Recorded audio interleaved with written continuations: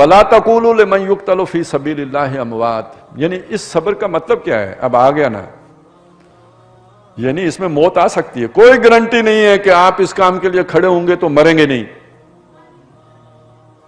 اس کام میں موت آ جائے گی، مر جاؤ گے، اس میں گردن اڑ جائے گی، گولی لگ جائے گی، کچھ بھی ہوگا، آپ کو جان جوکھوئی میں نہیں ڈالنی، جان قربان بھی کرنے کا ارادہ کرنا ہے، تب یہ منصب ادا ہو سکتا ہے، اس کے بغیر نہیں ادا ہو سکتا۔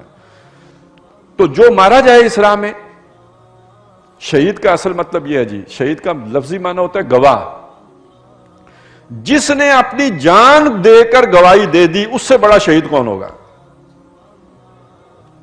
اس نے تو حق ادا کر دیا شہادت کا، اس گواہی کا جو اس کے اوپر جو ہے عائد کی گئی تھی۔ اور اس چیز، یہ دنیا میں ہم نے اس کو اتنا پھیلایا، مسلمانوں کی وجہ سے پھیلی، کہ اب یہ تو تصور ذہن سے نکل گیا نا کہ شہادت کیا ہوتی ہے، یہ فلسفہ سارا ذہن سے نکل گیا۔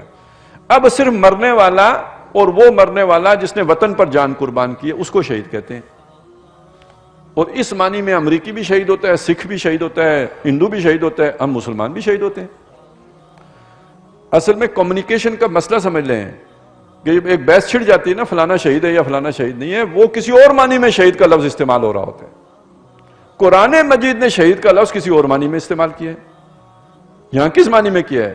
دین کی گواہی کسی کے سامنے پہ، کنتم شہداء علی الناس، تم لوگوں کے اوپر گواہ ہو، اس گواہی کو دیتے ہوئے تم مقتول ہو گئے، قتل کر دیے گئے، تو تم کامل شہید ہو گئے، تمہاری گواہی میں کوئی شک نہیں رہا، گواہی تمہاری کامل ہو گئی۔